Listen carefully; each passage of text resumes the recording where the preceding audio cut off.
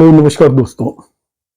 आज की मेरी क्लास का पर्पस है शुभ मुहूर्त किस तरीके से निकालना है ये बताना। तो मेरे पास ये एक बाय द वे केस आया था कि जिसमें नेटिव को गृह प्रवेश का शुभ मुहूर्त चाहिए था। तो मैंने कैसे निकाला वो मैं आपको सिखा रहा हूं। अभी आप 5 मिनट में शुभ मुहूर्त निकालना सीख जाएंगे किसी भी इवेंट से रिलेटेड। और मैं आपको प्रैक्टिकल तरीके से सिखा रहा हूं, ना कि थ्योरिटिकल। तो किसी भी मुहूर्त के दो कंपोनेंट होते हैं, अब ध्यान से नोट करें ये बात। एक होता है उस वर्क से रिलेटेड शुभ मुहूर्त।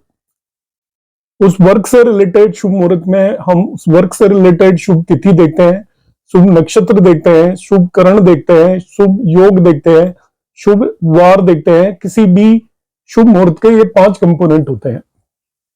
तो वर्क से रिलेटेड शुभ मुहूर्त एक कंपोनेंट है, और दूसरा कंपोनेंट है जिस पर्सन के लिए आप मुहूर्त निकाल रहे हो उस पर्सन के लिए वो मुहूर्त ठीक है या नहीं। उसमें उस पर्सन का हम नक्षत्र देखते हैं और चंद्रमा की पोजीशन देखते हैं। तो मैं समझाता हूं आपको क्या मतलब है जो मैंने बताया। जैसे विवाह या मैरिज के बहुत सारे मुहूर्त होते हैं, रोजाना मैरिज होती है, हम देखते हैं जनवरी फरवरी मंथ के अंदर, दिसंबर के अंदर। मगर हर व्यक्ति की रोजाना मैरिज नहीं हो सकती। एक पर्टिकुलर पर्सन के लिए एक पर्टिकुलर डेट पे शुभ मुहूर्त निकाला जाता है, उसी दिन उसकी मैरिज हो सकती है। तो मैरिज में भी दो कंपोनेंट है, एक तो किस दिन मैरिज का मुहूर्त है वो एक पार्ट हुआ, तो वो हुआ उस काम से रिलेटेड मुहूर्त। और दूसरा, जिस व्यक्ति की हम मैरिज कर पा रहे हैं उसके लिए उस दिन शुभ मुहूर्त है या नहीं। तो जब भी हमें शुभ मुहूर्त देखना है तो दो चीजें देखनी है। नंबर 1, उस काम से रिलेटेड मुहूर्त देखना है कि किस दिन है। दूसरा, जिस पर्सन के लिए निकाल रहे हैं उसके लिए शुभ मुहूर्त देखना है। Excuse me. अब मैं आपको बताता हूं हम किस तरीके से शुभ मुहूर्त निकालेंगे। बिल्कुल प्रैक्टिकली बता रहा हूं, 5 मिनट के अंदर आप निकाल सकते हो किसी भी चीज का शुभ मुहूर्त। मैरिज के शुभ मुहूर्त में थोड़ा ज्यादा टाइम लगता है, बाकी किसी भी चीज के शुभ मुहूर्त में आपको 5 मिनट मैक्सिमम लगेगी। हम क्या करते हैं, ये मेरे पास एक नेटिव आया, गृह प्रवेश का शुभ मुहूर्त मैंने कैसे निकाला है वो मैं आपको समझा रहा हूं। तो गृह प्रवेश के लिए इनको चाहिए था, अभी 6 मार्च हो गया जब मैं वीडियो बना रहा हूं, मगर ये शुभ मुहूर्त मैंने 5 मार्च को निकाला था। एक दिन पहले इन्होंने पूछा था कि कोई शुभ मुहूर्त बताए, तो मैं मोबाइल ऐप के अंदर गया। मोबाइल के अंदर गूगल में मैंने डाला शुभ मुहूर्त फॉर गृह प्रवेश। तो जो मेरे पास यहाँ पे टेंटेटिव डेट्स आई वो आ गई 6 मार्च और 13 मार्च। 6 मार्च और 24 मार्च को गृह प्रवेश के लिए शुभ मुहूर्त था, उसमें टाइम भी डाला हुआ था। तो वो मैंने देख लिया कि इस टाइम पर शुभ मुहूर्त है, 6 मार्च को है और 13 मार्च को है। तो इससे मुझे 1 मिनट के अंदर यह पता चल गया किन किन डेट्स को गृह प्रवेश किया जा सकता है। और ये आपका स्टैटिक है सभी लोगों के लिए। तो मैंने क्या किया, सबसे पहला काम हमें करना है कि जो भी शुभ मुहूर्त जिस दिन आ रहा है वो उस टाइम पर नक्षत्र कौन सा है, नक्षत्र देख लिया, पूर्वाषाढ़ा, और चंद्रमा किस राशि के अंदर ट्रांजिट कर रहा है, ये दोनों चीजें नोट कर ली। तो मैंने 6 मार्च पे भी नोट कर ली और 13 मार्च पे भी नोट कर ली। नक्षत्र 13 मार्च को अश्विन है और चंद्रमा एरीज नक्षत्र में है जब शुभ मुहूर्त है उस ड्यूरेशन के अंदर।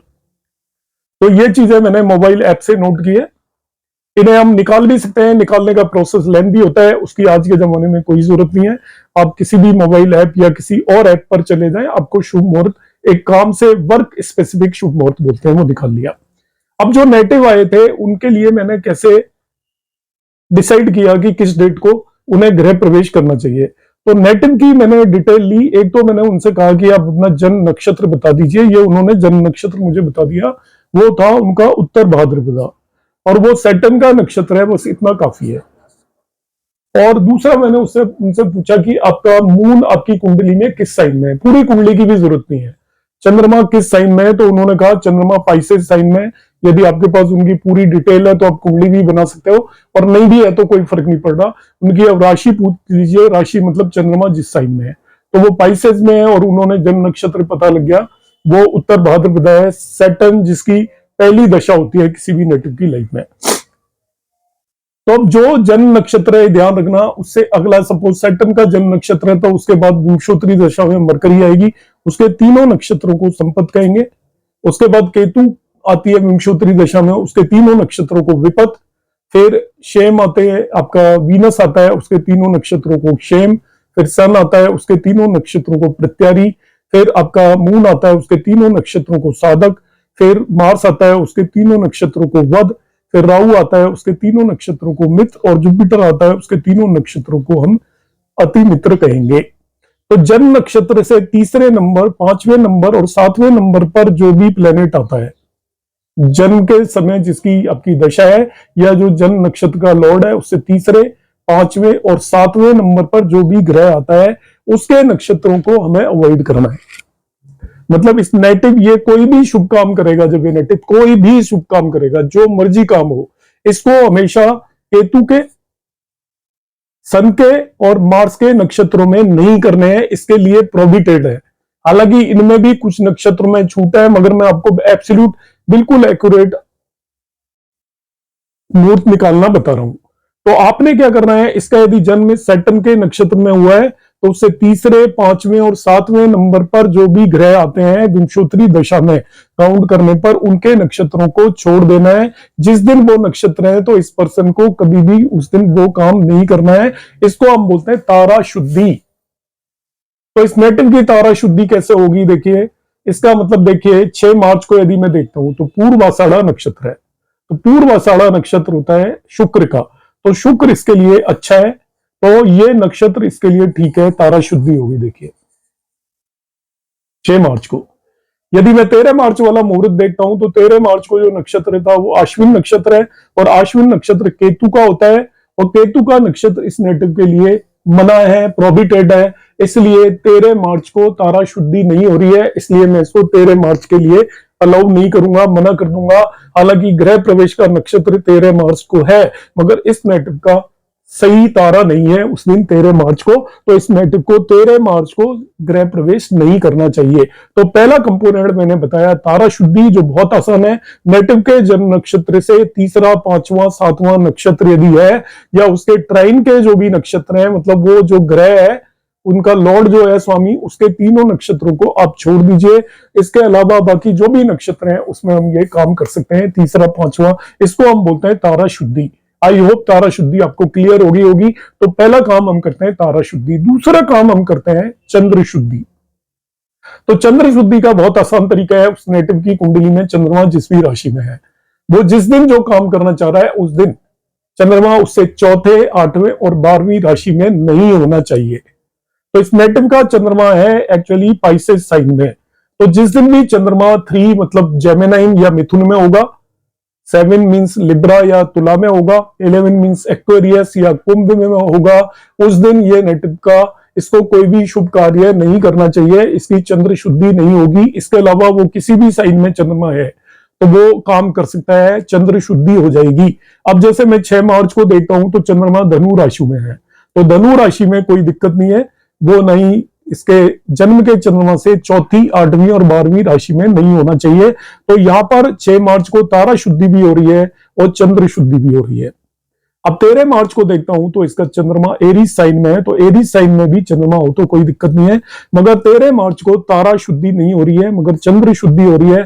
तो जिस भी दिन आप किसी भी नेटिव के लिए शुभ मुहूर्त निकाल रहे हो, तो सबसे पहले देखना है कि वो दिन शुभ मुहूर्त के लिए उस पर्टिकुलर काम से रिलेटेड मुहूर्त उस दिन बनता है या नहीं बनता है। तो सबसे पहले हम काम से रिलेटेड मुहूर्त पता कर लेंगे, किस किस दिन बनता है, वो पंचांग में भी मिल जाएगा। और आजकल तो सभी मोबाइल यूज करते हैं, इसलिए हम मोबाइल को यूज करेंगे और मोबाइल ऐप से हम उसको फाइंड आउट कर लेंगे कि किस किस डेट को है। अब उस डेट को हम देख लेंगे कि चंद्रमा किस नक्षत्र में और किस राशि में, उन दोनों चीजों को नोट कर लेंगे। जिस भी नक्षत्र में है वो उस नेटिव के जन्म नक्षत्र से तीसरा, पांचवा और सातवां नहीं होना चाहिए, या उसका ट्राइन भी नहीं होना चाहिए। यदि वो है तो आपकी तारा शुद्धि नहीं हुई, और नहीं है जैसा इस केस में नहीं है तो आपका तारा शुद्धि हो गई। दूसरा हम चंद्र शुद्धि करेंगे, तो चंद्रमा उस दिन उस नेटिव के कुंडली में जो चंद्रमा है उससे चौथे, 8वें और 12वें भाव में नहीं होना चाहिए। तो इस तरीके से हम आसानी से ज्यादा 2 मिनट लगेंगे और हम किसी भी काम से रिलेटेड मुहूर्त निकाल सकते हैं। मैंने गृह प्रवेश बताया, इसी तरीके से किसी की एग्जाम, कॉम्पिटिटिव एग्जाम के लिए फॉर्म फिल कर रहा है तो उसका भी मुहूर्त इसी तरीके से निकाल सकते हैं। मैरिज से रिलेटेड मुहूर्त में थोड़ी और कॉम्प्लिकेसी होती है, क्योंकि इसमें टाइम भी पिन पॉइंट करना पड़ता है। तो उसके लिए ऑलरेडी मेरे चैनल पर वीडियोस अवेलेबल है। आप मेरे शुभ मुहूर्त सीरीज में आप जाएंगे तो वहां पर अवेलेबल हो जाएंगे, और कमिंग टाइम में मैं मैरिज से रिलेटेड भी एक दो वीडियो लाने की कोशिश करूंगा। उम्मीद है आपको ये वीडियो अच्छा लगा होगा। यदि आपको अच्छा लगा है तो लाइक और शेयर कर लें। यदि आपने चैनल अभी तक सब्सक्राइब नहीं किया है तो आप सब्सक्राइब कर लें, क्योंकि एस्ट्रोलॉजी की सभी विधाएं, सभी तरह की चीजें इस चैनल पर आने वाले समय में आने वाली है, तो आपके पास इंफॉर्मेशन टाइमली पहुंच पाएगी यदि आप सब्सक्राइब करके रखेंगे तो। नमस्कार, धन्यवाद।